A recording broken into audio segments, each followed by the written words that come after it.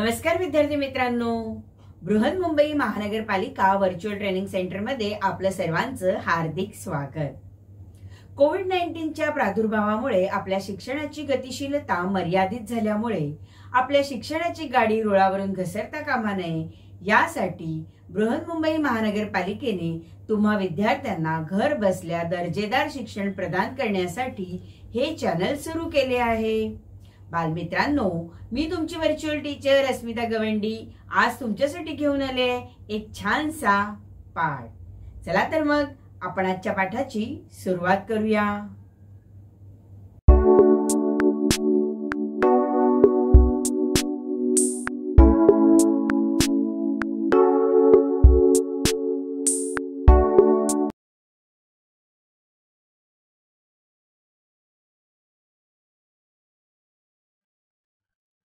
इयत्ता 9वी आणि आपला आजचा विषय आहे राज्यशास्त्र। आज आपण राज्यशास्त्रात अभ्यासणार आहोत आंतरराष्ट्रीय समस्या।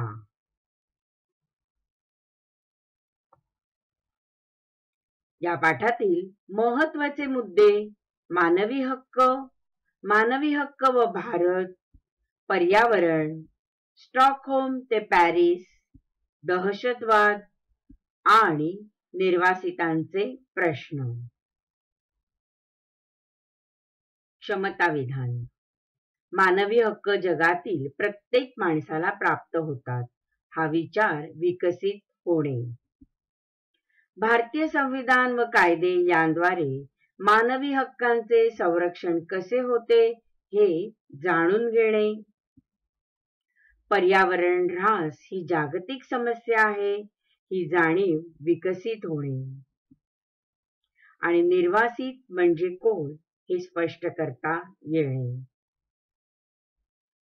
आंतरराष्ट्रीय समस्या भाग 1 मध्ये आज आपण अभ्यासणार आहोत मानवी हक्क व भारत, पर्यावरण, स्टॉकहोम ते पॅरिस येथे भरलेल्या परिषद, पर्यावरण विषयक परिषद यांविषयीची माहिती आपण आजच्या भागामध्ये अभ्यासणार आहोत।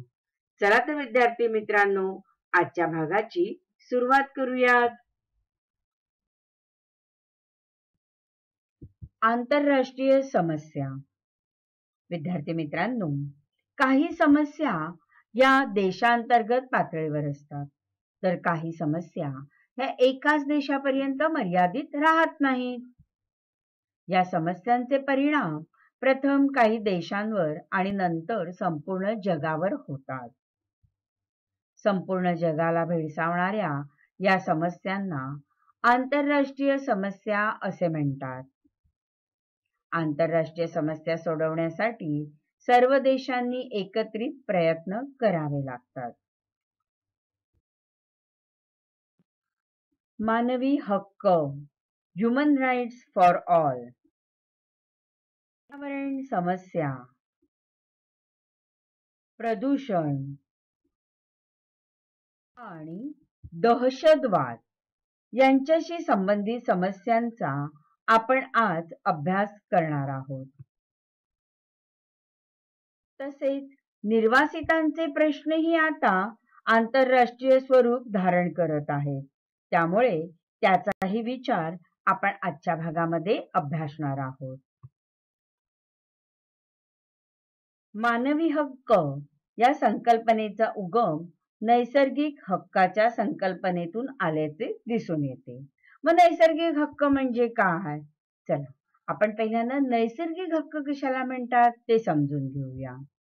माणूस म्हणून जन्माला आलेल्या व्यक्तीला जे हक्क प्राप्त होतात त्याला नैसर्गिक हक्क असे म्हणतात आणि नैसर्गिक हक्कांच्या संकल्पनेतूनच मानवी हक्क ही संकल्पना उदयास आली।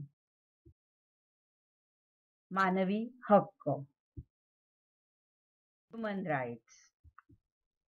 माणूस म्हणून व समाजाचा एक घटक म्हणून जगण्यासाठी आवश्यक असलेल्या अधिकारांना मानवी हक्क असे म्हणतात। मानवी हक्क हे जागतिक असून सर्वांना समान असतात. हे हक्क उपजत असतात किंवा कायदेशीरही असू शकतात. कोणते हक्क आहेत हे? तर जीवनाधिकार, राईट टू लाईफ, यातनांपासून मुक्तता, फ्रीडम फॉर टॉर्चर, गुलामगिरीपासून मुक्तता, कोर्ट सुनावणीचा अधिकार, भाषण स्वातंत्र्य आणि वैचारिक व धार्मिक स्वातंत्र्य. तर हे सगळे हक्क आपल्याला उपजतच असतात आणि जर उपजत मिळाले नाही तर ते कायदेशीर नक्कीच आहेत. विद्यार्थी मित्रांनो, तुम्हाला माहीतच आहे की इसवी सन 1789 साली अमेरिकन स्वातंत्र्य युद्ध व फ्रेंच राज्यक्रांती या घटनांच्या काळात स्वातंत्र्य, समता, बंधुता, न्याय या मानवी हक्कांचा पुरस्कार केला होता. मानवी हक्कांच्या पूर्ततेसाठी लोकशाही शासन पद्धती असण्याची गरज असते. या विचाराला बळ मिळाले आणि त्यानंतरच्या काळात युरोपमध्ये अनेक राष्ट्रांनी लोकशाही पद्धतीचा आणि संविधानाचा स्वीकार केला.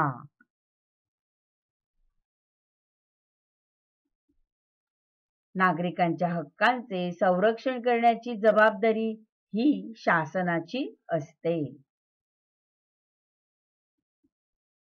मानवी हक्कांमध्ये जीवितांचा हक्क, अन्न, वस्त्र, निवारा, आरोग्य व शिक्षण या प्रमुख अधिकारांचा समावेश होतो. संयुक्त राष्ट्राची स्थापना झाल्यानंतर, म्हणजे ज्या वेळेला संयुक्त राष्ट्राची स्थापना झाली त्यानंतर मानवी हक्कांचा वैश्विक जाहीरनामा तयार करण्यात आला. आंतरराष्ट्रीय व्यवहारात मानवी हक्क या संकल्पनेचा उदय झाला. तो दिवस होता 10 डिसेंबर 1948 या दिवशी संयुक्त राष्ट्राची स्थापना झाली. 10 डिसेंबर 1948 मध्ये संयुक्त राष्ट्राच्या आमसभेत वैश्विक जाहीरनामा संमत केला. 1966 मध्ये नागरी आणि राजकीय हक्कांचा आंतरराष्ट्रीय करार आणि आर्थिक, सामाजिक व सांस्कृतिक हक्कांचा करार या 2 करारांना मान्यता देण्यात आली. या करारांचे पालन सर्व सदस्य राष्ट्रांनी करणे बंधनकारक आहे. माहित आहे का तुम्हाला विद्यार्थी मित्रांनो, मानवी हक्कांचा जाहीरनामा कोणता? चला आपण समजून घेऊया. मानवी हक्कांच्या जाहीरनाम्यामध्ये एकूण 30 कलमे आहेत. या जाहीरनाम्यात नागरी स्वातंत्र्य संबंधीची कलमे आहेत. त्याचप्रमाणे रोजगाराचा अधिकार, समान कामासाठी समान वेतन अशा आर्थिक हक्काच्या तरतुदी देखील आहेत. सर्व सदस्य राष्ट्रांनी आपल्या नागरिकांना मानवी हक्क द्यावेत ही अपेक्षित आहे. मानवी हक्कांच्या जाहीरनाम्याप्रमाणेच बालकांच्या हक्कांचा जाहीरनामा 20 नोव्हेंबर 1959 रोजी प्रस्तुत करण्यात आला. शीतयुद्धाच्या काळात मानवी हक्कांचा प्रश्न संयुक्त राष्ट्राच्या सभेत अनेक वेळा मांडला गेला.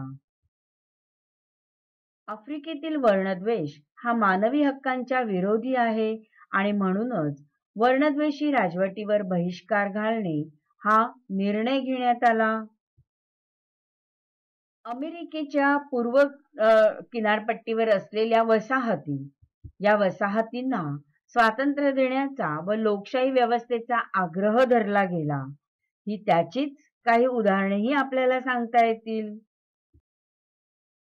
तसेच आधुनिक काळात वांशिक संघर्ष म्हणजे वंशभेद द्वेष जो आहे, उच्च नीच द्वेष, स्पृश्य अस्पृश्य भेद, हा जो भेद आहे, हा भेद हाच वांशिक संघर्ष आहे.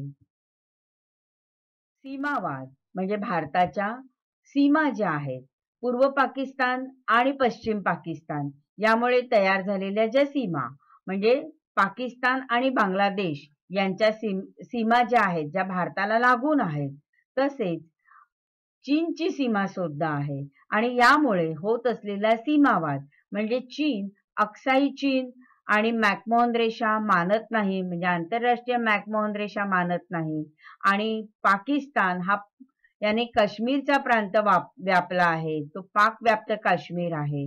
तर ही जी घुसखोरी होत आहे आणि भारताच्या सीमेवर आक्रमण होत आहे, यामुळे होत असलेला सीमावाद, दहशतवाद म्हणजे बॉम्बस्फोट, अतिरेक्यांचे हल्ले, यामुळे जी दहशत निर्माण होते, तर या अशा समस्यांमुळे मानवी हक्कांना मोठ्या प्रमाणावर बाधा पोहोचते. जागतिक स्वरूपाचेही काही प्रश्न आहेत, जसे साथीचा रोग म्हणजे डेंग्यू, चिकुनगुनिया, मलेरिया, हे जसे साथीचे रोग आहेत, किंवा कावीळ, टायफॉइड, मोठ्या प्रमाणात पसरलेला एकेकाचा फ्ल्यू, आणि आता तुम्हाला सगळ्यांना माहित आहे की कोरोनाने जागतिक संकट आणलेलं आहे. तर कोरोना सारखे साथीचे रोग, तसेच पर्यावरणाला असलेला धोका है ना, तर पर्यावरण दूषित होत आहे, प्लास्टिक समस्या आहे, त्यामुळे नदी नाले सगळे तुंबून गेलेले आहेत, आणि वरचेवर होत असलेले भूकंप, सुनामीच्या लाटा आणि महापूर येणं, केदारनाथला झालेला आता महापूर पहा, किंवा 2005 चा संपूर्ण मुंबईभर पसरलेला पाण्याचा प्रश्न होता, मोठ्या प्रमाणाचा पाऊस पडला होता, सगळीकडे पाणी साचलं होतं. तर मग असे काही प्रश्न असतात, हे सुद्धा या प्रश्नांमुळे सुद्धा, म्हणजे हे सगळी आपत्ती येत असते, यामुळे मानवी हक्कांची संकल्पना आता अधिकच व्यापक झाली आहे. पर्यावरण संरक्षण, शाश्वत विकास यांचाही समावेश मानवी हक्कांमध्ये केला जातो. मानवी हक्क आणि भारत. भारतीय संविधानात मानवी हक्कांना मूलभूत हक्काचे स्थान दिले आहे. दुर्बल घटक, स्त्रिया, अल्पसंख्याक यांच्या हक्कांचे संरक्षण शासन करते. 1993 मध्ये मानवी हक्क संरक्षण कायदा संमत केला. या कायद्याअंतर्गत राष्ट्रीय मानवी हक्क आयोग व राज्य मानवी हक्क आयोग स्थापन करण्यात आले आहेत. मानवी हक्कांचे उल्लंघन झाल्यास त्यासंबंधी तक्रारींची दखल घेणे आणि त्याबाबत योग्य कारवाई करणे ही मानवी हक्क आयोगाची जबाबदारी आहे. मानवी हक्कांचा जाहीरनामा. संयुक्त राष्ट्राच्या आमसभेने 10 डिसेंबर 1948 रोजी मानवी हक्कांचा वैश्विक जाहीरनामा संमत केला. या जाहीरनाम्यात एकूण 30 कलमे असून त्यात नागरी स्वातंत्र्य, समानता, राजकीय अधिकार इत्यादी हक्कांचा समावेश आहे. रोजगाराचा अधिकार, समान कामाला समान वेतन अशा आर्थिक अधिकारांचाही त्यात समावेश आहे. संयुक्त राष्ट्राच्या सर्व सदस्य राष्ट्रांनी आपल्या नागरिकांना हे मानवी हक्क द्यावेत अशी अपेक्षा त्यात व्यक्त केली आहे. हा आहे मानवी हक्कांचा जाहीरनामा. मानवी हक्क प्रस्थापित करण्यातील भारताची भूमिका. विद्यार्थी मित्रांनो, लक्षात घ्या की मानवी हक्क प्रस्थापित करण्यासाठी भारताची भूमिका कोणती आहे, तर भारतीय संविधानात मानवी हक्कांना मूलभूत हक्कांचे स्थान देण्यात आले आहे आणि त्यामुळे या हक्कांवर कोणी अतिक्रमण केल्यास त्या व्यक्तीला न्यायालयात दाद मागता येते. म्हणजेच मानवी हक्कांना न्यायालयाचे संरक्षण देण्यात आले आहे.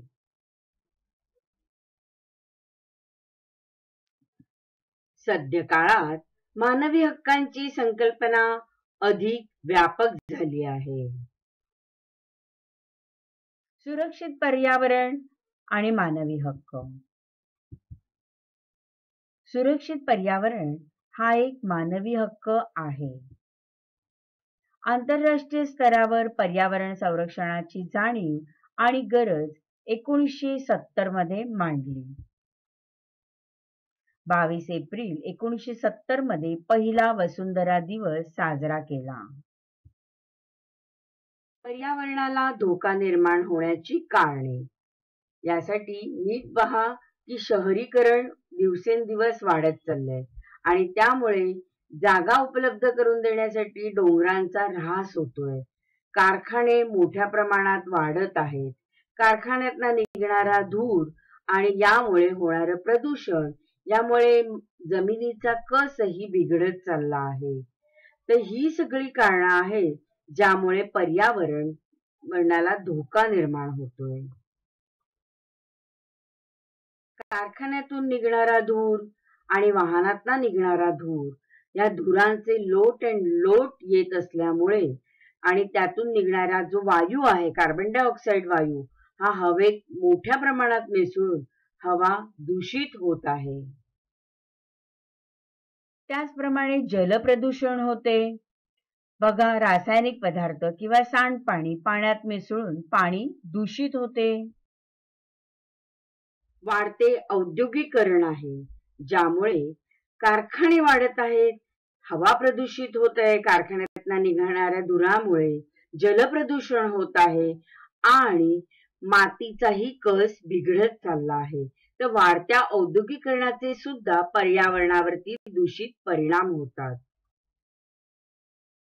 ऊर्जा निर्मिती प्रकल्प मोठ्या प्रमाणात उभारले जात आहेत आणि याचाही पर्यावरणाला धोका निर्माण होत आहे. रासायनिक खते आणि वाढता कीटकनाशकांचा वापर यामुळे शेतीचे सुद्धा नुकसान होते. शेतीचा कस बिघडतो. त्याचप्रमाणे दूषित अन्नपदार्थ खाण्यातही येत आहे. वाहनांमुळेही प्रदूषण होते. वाहनांमुळे CO2 कार्बन डायऑक्साईड हवेत मोठ्या प्रमाणात मिसळला जातो. यामुळे श्वसनाचे विकार होतात. ऊर्जा भट्ट्यांमधून होणारा किरणोत्सर्ग आणि तेल गळती आणि रासायनिक वायूंची गळती, म्हणजे तेलवाहू जहाज ही समुद्रामधून जात असतात आणि त्यावेळेला त्यांच्यातून तेल गळत जातं आणि याचा परिणाम समुद्रातील जीवजंतू किंवा मासे, समुद्रात वाढणारी नैसर्गिक झाडं जी असतात, या सर्वांवर त्याचा परिणाम होतो. समुद्राचे पाणी दूषित होते. या सर्व कारणांमुळे जैवविविधतेचाही ह्रास होत आहे आणि ही सगळी कारणं आहेत, म्हणजे हवेचं प्रदूषण, पाण्याचं प्रदूषण, अति प्रमाणात वृक्षांची तोड, शेतीचा कस निघून जाणं, प्लास्टिकचा मोठ्या प्रमाणात वापर आणि त्याचं विघटन न होणं, यामुळे जैवविविधता धोक्यात आलेली आहे आणि त्याचा ह्रास होत आहे. पर्यावरण नष्ट होण्याचे परिणाम पाहूया आपण. 1. मातीचा कस कमी होणे. 2. पाण्याची टंचाई निर्माण होणे. 3. पावसाचे प्रमाण कमी होणे. नद्या तलाव आटणे. नद्यांचे आणि समुद्राचे प्रदूषण होते आणि आम्लजन्य पर्जन्य निर्माण होतो. म्हणजे जो पाऊस पडतो तो आम्लजन्य पाऊस असतो. तर ही सगळ्या गोष्टी ज्या आहेत या पर्यावरण नष्ट होण्याचे परिणाम आहेत. आणि आता आपल्या लक्षात आले की ग्लोबल वॉर्मिंग झालंय, म्हणजे उष्णता वातावरणात खूप मोठ्या प्रमाणात वाढत आहे आणि याचाही दुष्परिणाम आपल्याला दिसून येत आहे. तर हे का दिसून येतोय? तर पर्यावरण नष्ट झाल्यामुळे हे सगळे दुष्परिणाम आपल्याला दिसून येतात. मग आता काय केलं पाहिजे? कोणती उपाययोजना असली पाहिजे? तर जंगलांची वाढ केली पाहिजे. जंगले राखली पाहिजेत, अभयारण्य राखली पाहिजेत. प्राणी, पक्षी सगळ्यांना या जीवितांना जगण्याचा अधिकार आहे. आपण मोठ्या प्रमाणात वृक्षतोड करतो, जंगलं नष्ट करून सिमेंटची जंगलं उभी करत आहोत. यामुळे होतं काय? तर जे प्राणी आहेत त्यांचा निवारा जंगल आहे, ती जंगलं नष्ट झाल्यामुळे या प्राण्यांच्या जाती ज्या आहेत या नामशेष होत चाललेल्या आपल्याला दिसून येत आहेत. बघा, निसर्गातून अस्तंगत झालेले प्राणी म्हणजे निसर्गातून जे कायमस्वरूपी निघून चाललेले प्राणी आहेत, म्हणजे एक शिंगी गेंडा, फार त्यांचे जन्मच होत नाहीयेत, फार दिसूनच येत नाहीयेत. चित्ता, गिधाड ह्या सगळ्या प्राणी आपल्याला हळूहळू दिसेनासे होत चाललेले आहेत. फार प्रमाण त्यांचं घटत चाललं आहे. विद्यार्थी मित्रांनो, तुम्हाला माहितीये का पूर्वीच्या काळी हा एक पक्षी होता डोडो. नंतर अशा प्रकारचा आफ्रिकेतला हत्ती होता मॅमोथ आणि डायनासॉर. ह्या ज्या जाती आहेत ह्या आता नाहीच आहेत. म्हणजे त्या पूर्णपणे निसर्गातून नष्ट झालेल्या आहेत. मग असे आणखीन कितीतरी प्राणी आहेत जे निसर्गातून नष्ट होत चाललेत. माहितीये मध्यंतरी तुम्हाला आठवत असेल की आपल्याला मुंबईमध्ये चिमण्याच दिसत नव्हत्या. मोबाईल टॉवर आले आणि त्यामुळे चिमण्या मुंबईतून नष्ट व्हायला लागल्या होत्या आणि चिमणी बचाव आंदोलन आपण सुरू केलं आणि चिमण्यांसाठी पाणी आणि चारा आपण ठेवला. त्यामुळे आता पुन्हा कुठेतरी चिमण्या आपल्याला दिसायला लागल्या. मग हे जे प्राणी पक्षी आहेत हे निसर्गातून जर निघून गेलेत तर निसर्ग त्याचा नामशेष होईल. निसर्गावरती दुष्परिणाम जे आहेत हे आपल्याला मोठ्या प्रमाणात दिसून येतील. वायू प्रदूषण, जल प्रदूषण याबरोबरच ध्वनी प्रदूषण रोखणेही आवश्यक आहे. विद्यार्थी मित्रांनो, लक्षात घ्या की वाहनांचा आवाज मोठ्या प्रमाणात असतो. सर्वत्र इमारतींची कामं चालू असतात. तिथे होत असलेला घर्र आवाज जो आहे हा आपल्याला कर्णबधिरता आणतो. ज्या शेजारी जवळूनच रेल्वे जात असेल किंवा ज्यांची घरं विमान क्षेत्राच्या जवळ असतील तिथून धावपट्टीतून होणारा विमानांचा आवाज किंवा रेल्वेचा मोठ्या प्रमाणात होणारा रोजचा आवाज यामुळे त्या ठिकाणी राहणाऱ्या शहरातील लोकांची ना कर्णबधिरता येते आणि ह्या सर्व गोष्टींना सामोरे जावे लागते. मानसिक संतुलन बिघडते आणि ह्या सगळ्यासाठी म्हणूनच आपल्याला काय करायचं आहे तर ध्वनी प्रदूषण रोखायचं आहे. नो हॉर्न, आवाज करू नका, ही सिस्टम आपल्याला राबवायची आहे. पर्यावरण ऱ्हास थांबवण्यासाठी वृक्षतोड थांबवणं गरजेचं आहे आणि वृक्षारोपण करणे आवश्यक आहे. आणि ह्या सर्वांनाच आपण काय म्हणू तर पर्यावरणाची काळजी घेणे असे म्हणू. पर्यावरणाचा ऱ्हास थांबवण्यासाठी परस्पर सहकार्याची गरज आहे. जागतिक पर्यावरण हे धोक्यात आलेले आहे आणि म्हणूनच हा पर्यावरणाचा ऱ्हास थांबवण्यासाठी सर्वांनी एकत्र येण्याची गरज आहे. त्यासाठी जागतिकीकरणाने राष्ट्रांचे परस्परावलंबन वाढले आहे. वायू गळती आणि अन्य कारणांनी होणाऱ्या प्रदूषित पर्यावरणाचा परिणाम जगावर होतो आहे आणि यासाठी ही पर्यावरणीय समस्या सोडवण्यासाठी राष्ट्रांनी परस्परांना सहकार्य करण्याची गरज आहे. सगळ्या राष्ट्रांनी एकत्र येऊन पर्यावरणाचा होणारा ऱ्हास हा थांबवला पाहिजे आणि त्यासाठी परस्पर सहकार्याची गरज आहे.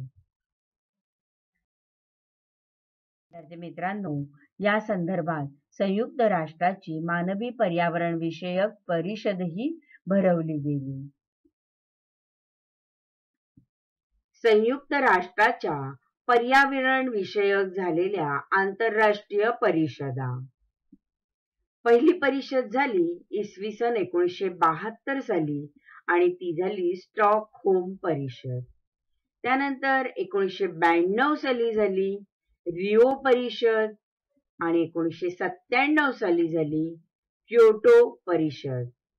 2015 साली झालेल्या परिषदेचं नाव आहे पॅरिस परिषद. तर स्टॉकहोम परिषद ते पॅरिस परिषद इथपर्यंत संयुक्त राष्ट्राच्या पर्यावरण विषयक आंतरराष्ट्रीय परिषदा झाल्या होत्या. त्याचे काही महत्त्वाचे मुद्दे आता आपण विस्ताराने पाहूया.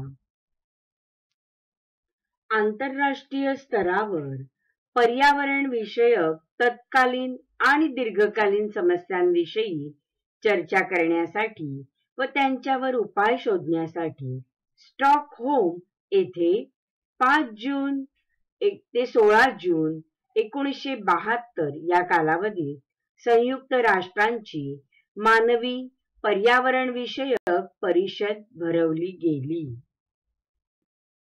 स्टॉकहोम येथील 1972 सालची संयुक्त राष्ट्राची मानवी पर्यावरण विषयक परिषद. स्टॉकहोम येथील पर्यावरण परिषदेत घेण्यात आलेले निर्णय. प्रदूषणावर मात करण्यासाठी सहकार्य करणे ही सर्व राष्ट्रांची जबाबदारी आहे. जागतिक संपत्तीच्या जतनाची जबाबदारी सर्व राष्ट्रांची आहे.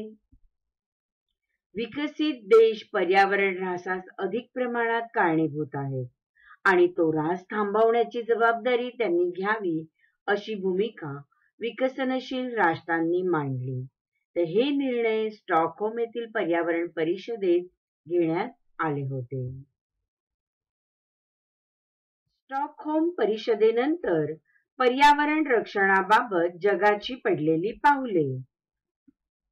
स्टॉकहोम परिषदेनंतरच संयुक्त राष्ट्रांनी संयुक्त राष्ट्रे पर्यावरण कार्यक्रम निर्माण केला. अनेक आंतरराष्ट्रीय पर्यावरण विषयक करार झाले. पर्यावरण संरक्षणासंबंधी नियम तयार झाले. आंतरराष्ट्रीय तसेच राष्ट्रीय स्तरावर पर्यावरण विषयक चळवळी मोठ्या प्रमाणात सुरू झाल्या आणि पर्यावरण विषयक आंतरराष्ट्रीय परिषदांमध्ये निर्णय प्रक्रियेतील बिगर शासकीय संघटनांचा सहभाग वाढला. रिओ येथील पर्यावरण परिषद. 3 जून ते 14 जून 1992 रोजी रिओ येथील पर्यावरण परिषद झाली. या परिषदेत शाश्वत विकास या संकल्पनेवर भर देण्यात आला. जैविक विविधता, हरितगृह, वायूंमुळे होणारे वातावरणातील बदल, जंगलांचे रक्षण इत्यादी विषयांवर विविध करार करण्यात आले. यानंतर 1997 मध्ये क्योटो येथे परिषद भरवण्यात आली आणि 1997 मध्ये क्योटो येथे भरलेल्या परिषदेत विकसित देशांना हवामान बदल रोखण्यासाठी मापदंड आखून दिले गेले. ते मापदंड 15 वर्षांसाठी लागू होते. 2015 ची पॅरिस परिषद. नोव्हेंबर 2015 मध्ये पॅरिस येथे हवामान बदल या विषयावर परिषद भरवली गेली. सर्व राष्ट्रांनी हवामान बदल रोखण्यासाठी व तापमान वाढ रोखण्यासाठी परस्पर सहकार्याने प्रयत्न करावेत व विकसनशील देशांना त्यासाठी लागणारे तंत्रज्ञान मिळवण्यास विकसित देशांनी मदत करावी असे आवाहन या परिषदेत करण्यात आले. माहित आहे का तुम्हाला? महासागर, खोल समुद्र तळ आणि त्या समुद्र तळात असलेली जीवसृष्टी, तसेच वातावरण आणि बाह्य अवकाश, जनुकीय साधन संपत्ती यांचा समावेश जागतिक साधन संपत्तीमध्ये होतो. ही संपत्ती जगातील सर्व राष्ट्रांची असल्यामुळे सर्व राष्ट्रांनी तिची देखभाल करणे अपेक्षित आहे. आंतरराष्ट्रीय समस्या भाग 1 मध्ये आज आपण मानवी हक्क व भारत, पर्यावरण आणि स्टॉकहोम ते पॅरिस या ठिकाणी झालेल्या पर्यावरण परिषद याविषयीची माहिती विस्ताराने अभ्यासले आहे. आंतरराष्ट्रीय समस्या भाग 2 मध्ये आपण दहशतवाद आणि निर्वासितांचे प्रश्न याविषयी अभ्यास करणार आहोत. आता आपण इथेच थांबणार आहोत.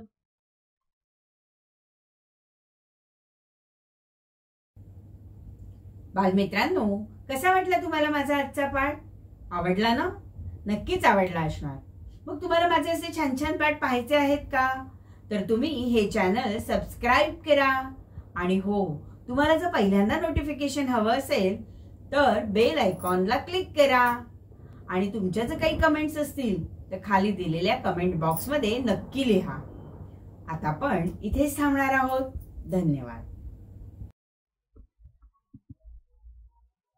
धन्यवाद.